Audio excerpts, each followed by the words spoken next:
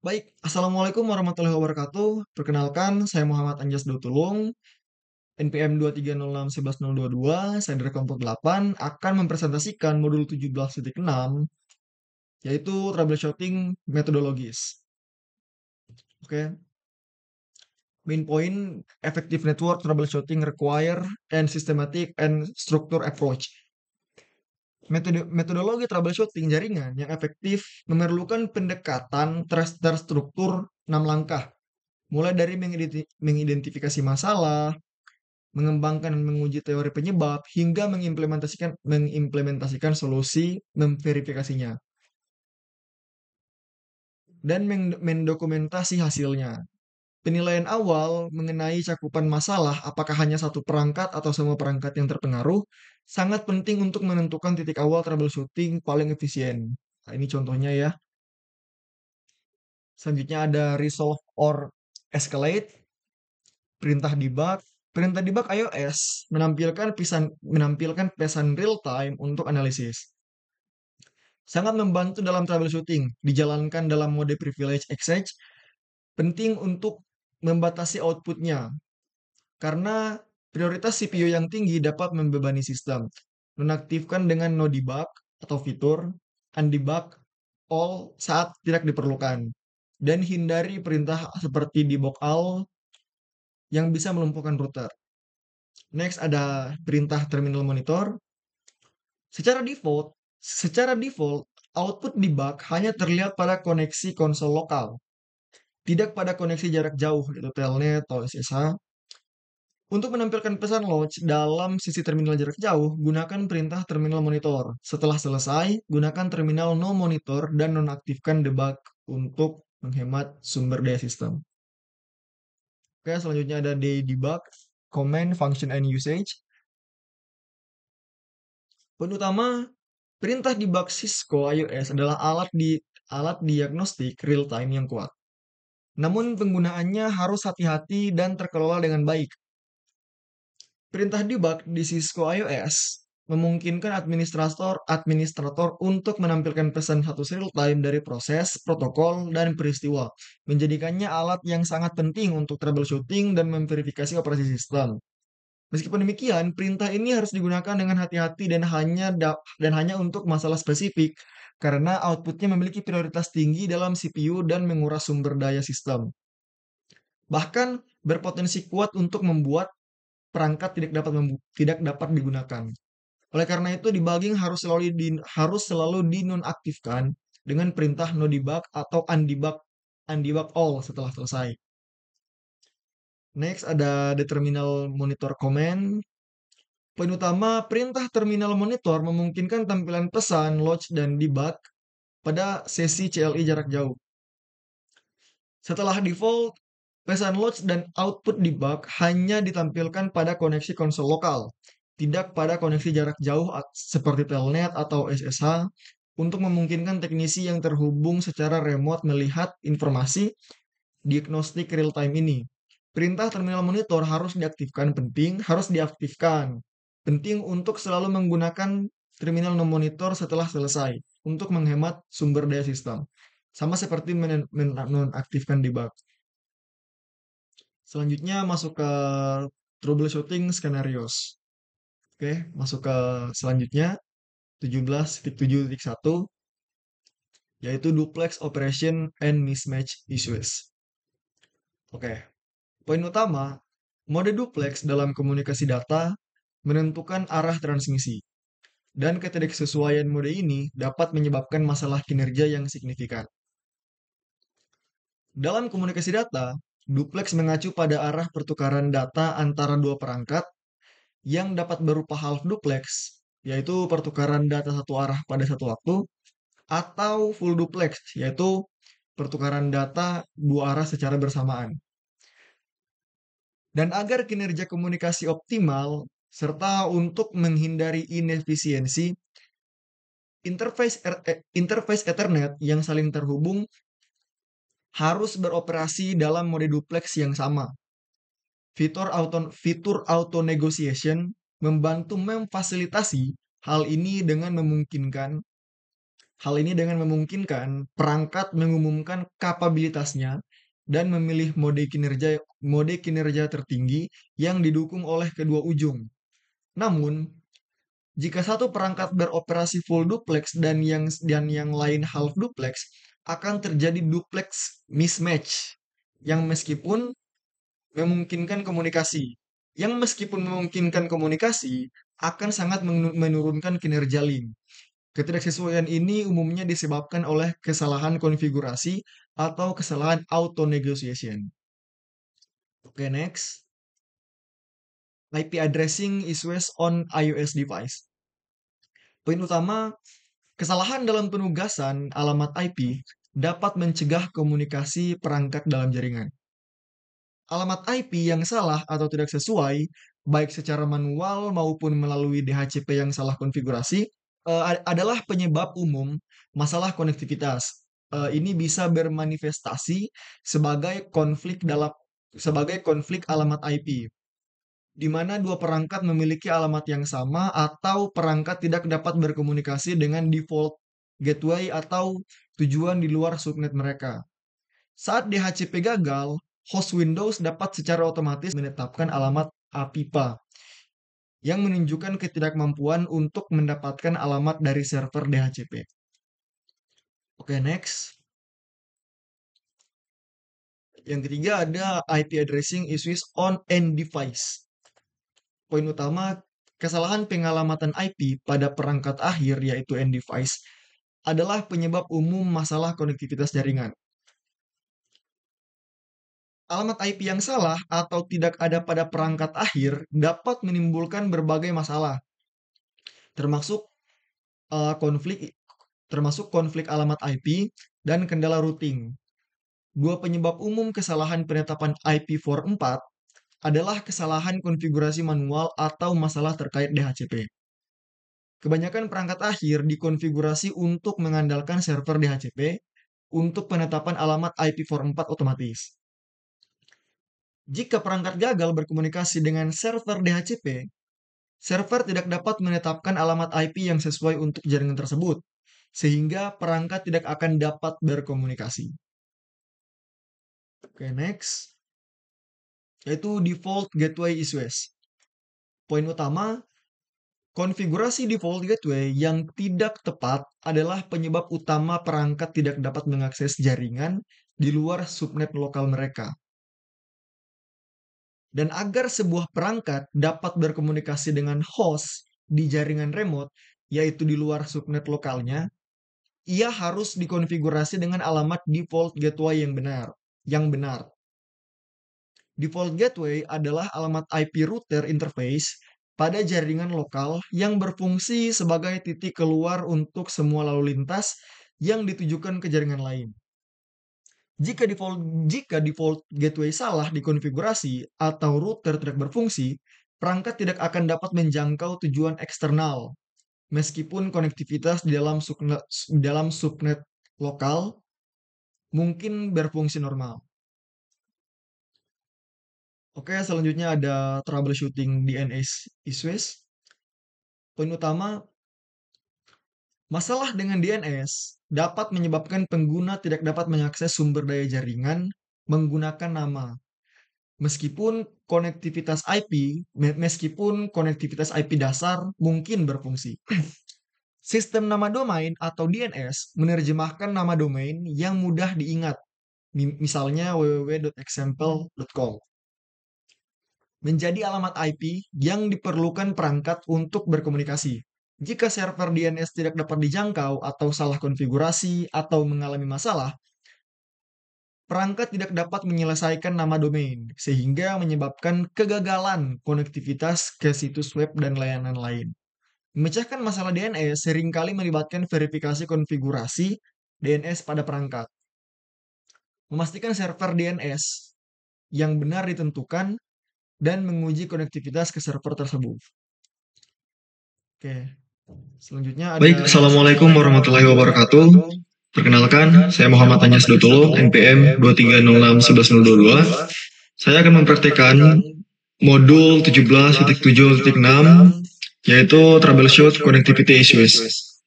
Oke, Pada proyek ini, kami melakukan troubleshooting konektivitas jaringan menggunakan Cisco Packet Tracer. Tujuannya adalah memastikan semua perangkat dapat terhubung ke web server setelah adanya perubahan konfigurasi, termasuk penambahan DNS server kedua. Oke, langsung saja kita ke PC 1, scope, command prompt, klik IP config. Oke, kita close, kita masuk ke IP configuration, ininya kita ganti ya, kita hapus.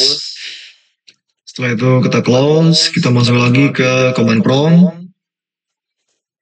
Oke, kita klik titik pin, kita copy aja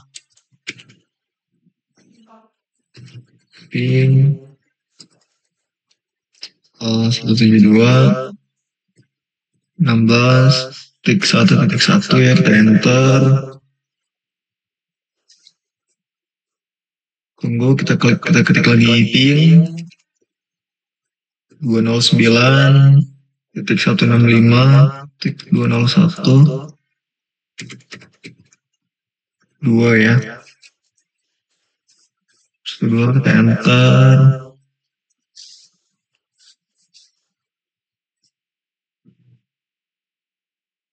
Setelah itu kita tunggu. Kita ketik lagi pin 172.16.1.4. Kita enter. Setelah itu kita close. Kita masuk ke web browser. Ketik www.co.tk. Kita go. Oke, udah sukses ya. Oke, setelah itu kita hapus, kita ganti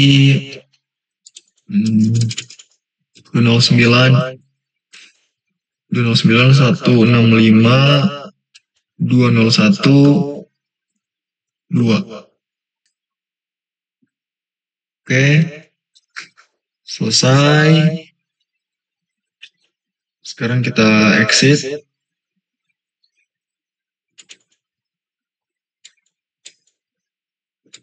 Kita exit, kita masuk ke PC 2. PC 2 kita masuk ke desktop, command prompt, kita ketik IP config seperti tadi, pin, kita masuk dulu ke IP configuration ya.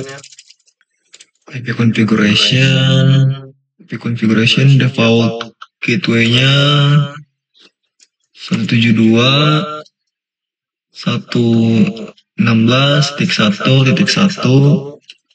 Setelah itu kita balik lagi kita close, kita masuk ke command prompt, kita ketik pin 172.16.1.1. Oke, enter. Kita ketik lagi pin 20.09.165.201.2. Sesuaikan ya sama di logicalnya. Oke, kita enter. Ketik lagi pin 172.16.1.3. Kita enter. Kita ketik lagi pin 172.16.2.3. Kita enter lagi. Ketik lagi pin 172.16.2.4. Kita enter. Setelah itu kita close. Kita masuk ke web server.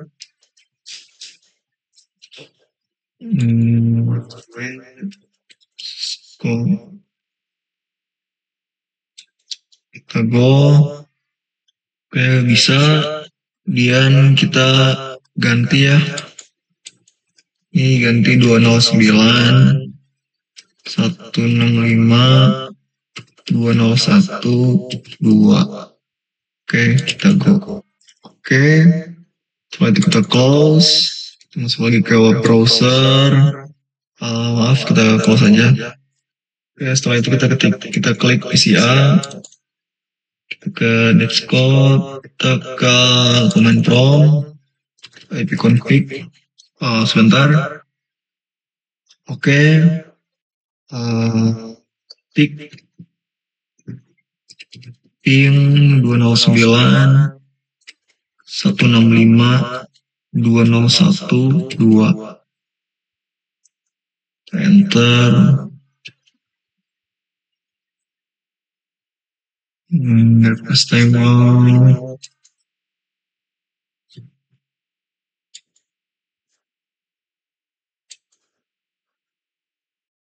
Kita tunggu ya.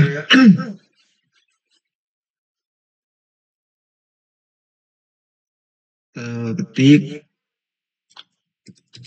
ping 172.16.2.1. Enter, tunggu ya. Oke, ping 172.16.2.4. Enter.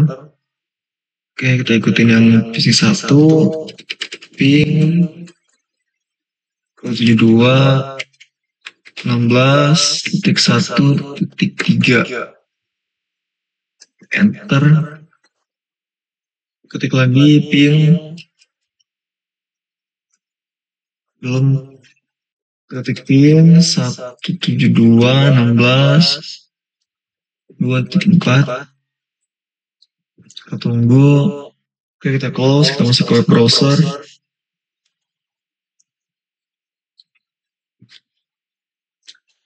Ketik www.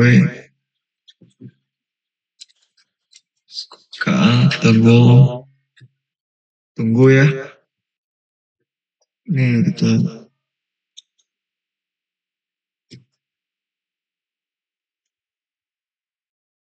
kita pause saja. Masuk ke PC 1. Stop. Sini kita sebentar.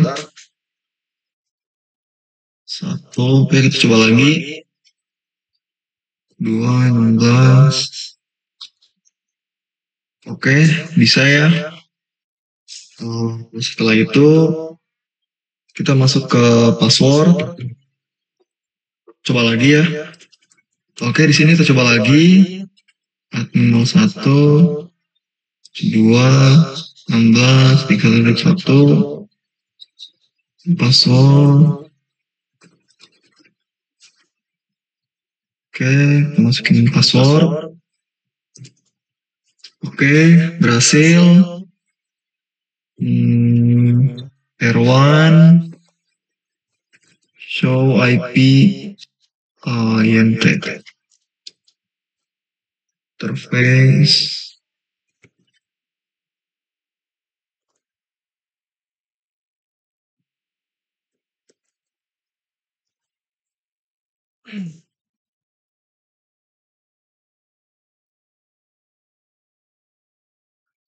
Oke, sudah ya. Setelah itu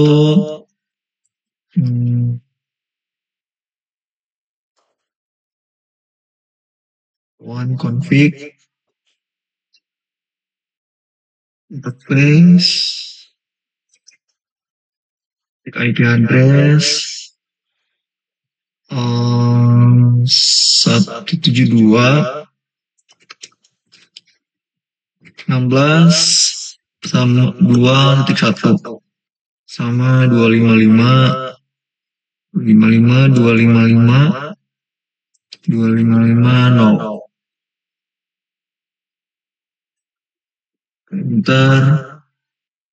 sebentar kita exit ini exit lagi. kemudian show IP interface,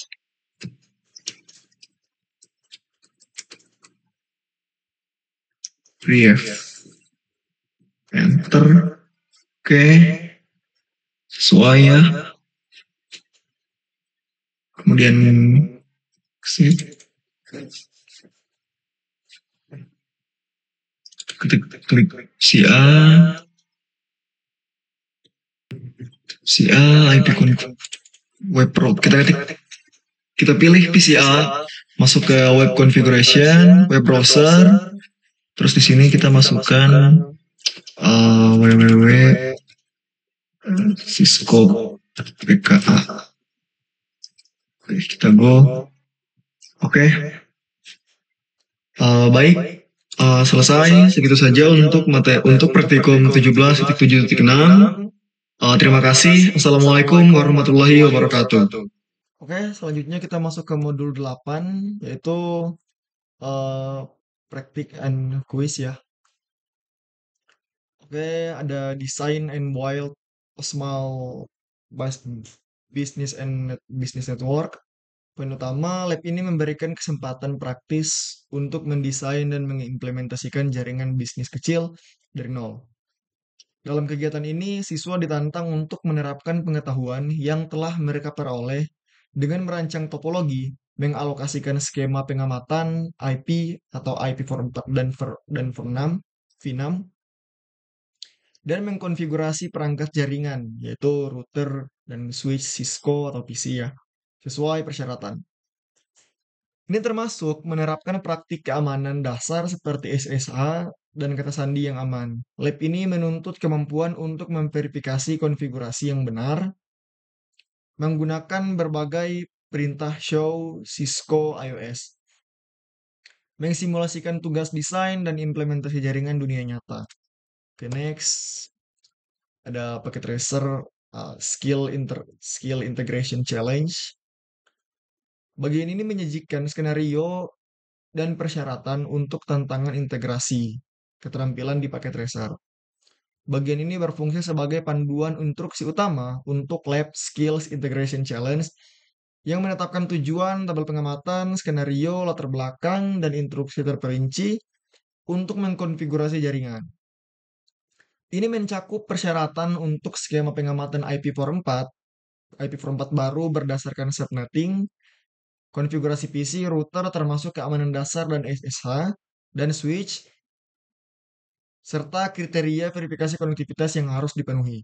Modul ini mengharuskan siswa atau mahasiswa untuk menerapkan serangkaian keterampilan yang diajarkan sepanjang bab untuk membangun dan mengamankan jaringan kecil yang berfungsi. Oke, next ada troubleshooting challenge. Lab ini menguji kemampuan siswa untuk mendiagnosis dan memperbaiki masalah konfigurasi umum pada jaringan LAN yang sudah ada. Tantangan ini menuntut siswa untuk mengidentifikasi dan mengoreksi miskonfigurasi yang terjadi setelah pembaruan jaringan. Fokus utamanya adalah setelah memastikan semua PC dapat mengakses web server, router R1, dan switch, serta router R1 dapat diakses melalui SSH dari semua PC. Dengan verifikasi konektivitas untuk IPv4 dan IPv6 kecuali switch, lab ini menguji keterampilan troubleshooting dan dengan mengharuskan kita siswa untuk membandingkan konfigurasi yang ada dengan tabel pengamatan dan persyaratan host setiap subnet, lalu mengimplementasikan perbaikan yang diperlukan hingga semua perangkat dapat melakukan ping satu sama lain dan web server. Next ada what did I learn in this module? Modul ini merangkum pengetahuan penting tentang desain, implementasi, verifikasi, dan pemecahan masalah jaringan kecil. Problem solving ya. Pembelajaran mencakup pemilihan perangkat berdasarkan biaya dan kapabilitas. Pentingnya skema pengalamatan IP yang konsisten dan konsep redundansi untuk keandalan. Modul ini juga membahas aplikasi dan protokol jaringan termasuk pentingnya dukungan untuk lalu lintas real time seperti suara dan video melalui quality of service. Lebih lanjut, materi ini membahas persiapan untuk pengskalaan jaringan melalui dokumentasi dan analisis lalu lintas, serta alat verifikasi konektivitas seperti PIN dan track route dan perintah iOS, show, debug untuk diagnosis. Terakhir, modul ini menguraikan metodologi troubleshooting sistematis dan skenario masalah umum seperti duplex mismatch, kesalahan alamat IP, masalah default gateway, dan kegagalan DNS. Oke, segitu saja. Terima kasih. Assalamualaikum warahmatullahi wabarakatuh.